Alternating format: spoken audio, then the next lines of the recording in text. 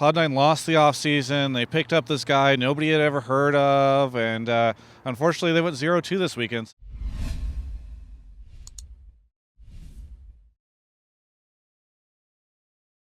I'm here right now with Licorice for the first weekend of the NALCS with coverage presented, of course, by OmniSlash. And you guys are off to a pretty good start, 2-0. And I think, people feeling pretty confident about your victories. For you, this is your first chance to really showcase your skills here as part of Cloud9. What has this weekend and this experience been like for you? It's been great so far. I think, based off of rankings alone, most people would have expected a 1-1 this week from us, but getting the 2-0 is a great start. And as my first 2 matches in LCS, it feels really good. Yeah. What do you think? Do you think that this is going to be the norm for Cloud9 going into the rest of the split? Like, you guys are just going to be this dominant? I think we definitely can be dominant. There's a lot of teams that are kind of question marks for me right now, and I'm really not sure how good they'll be. So I don't want to come right out and say we'll be number 1 for sure, but I think we'll be a strong team. Okay.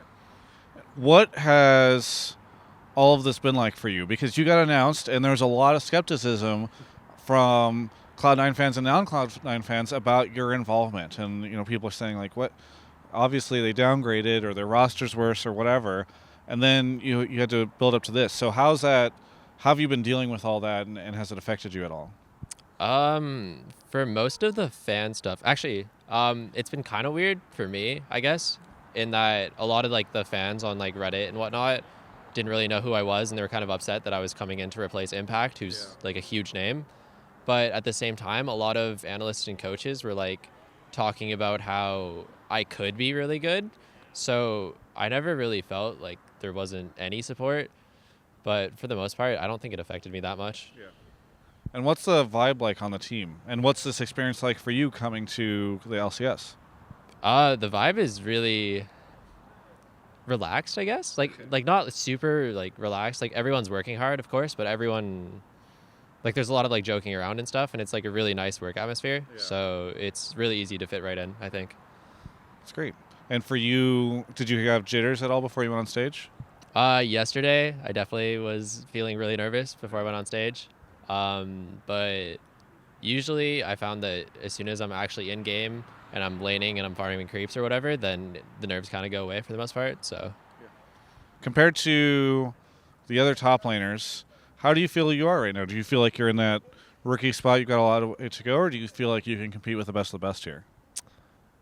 I think that my laning is definitely my strong point right now, but I am making in scrims and stuff, a lot of dumb mistakes, and I'm getting punished for that a lot.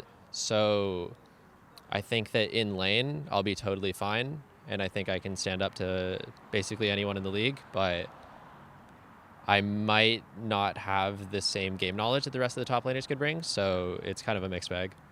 What's your backstory, by the way, for the people that don't know? So I started playing in Season 3, and then I played to the end of that season, took a break for a year, came back in Season 5, and then played on a couple amateur teams. Got picked up by the Cloud9 Challenger team, which was the High Balls Lemon iteration of that team. I was their sub for top lane.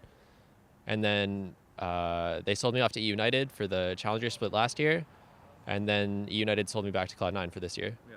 It's kind of returning home for you. When you say you started playing, do you mean level 1 account in Season 3? Yeah, level 1 account. When did you start following all the esports stuff? Pretty much right away. Okay. I had a couple friends who were into the esports side of it, so.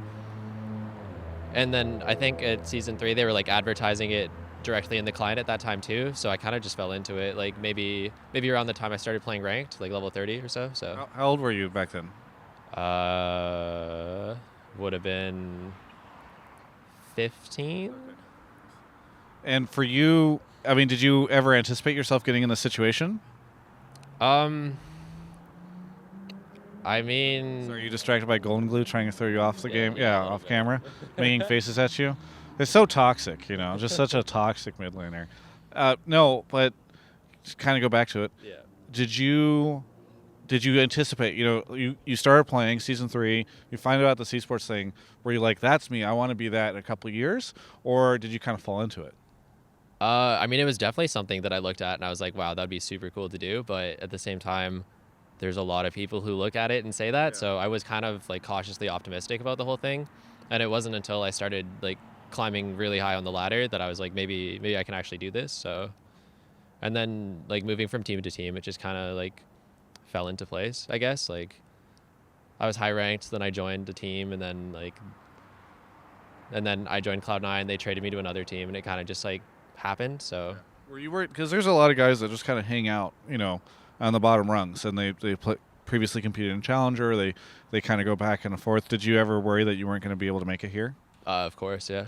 I feel like it's, if like for a pro player or for someone trying to go pro to like not worry about that, I feel like it's unrealistic, because you can't really know where you'll end up or like where your limits are, I guess. So you got this goal done. What's the next one? I think I'd want to win a split. Very good. Well, hey, is there anything you want to say to any of the Cloud9 fans, any Licorice fans, any of the people that doubted you before this weekend? To the doubters, like, I get it.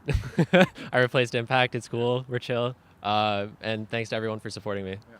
What a nice, pragmatic person. Like, it's okay. I get it. You thought I might suck? Reasonable expectation.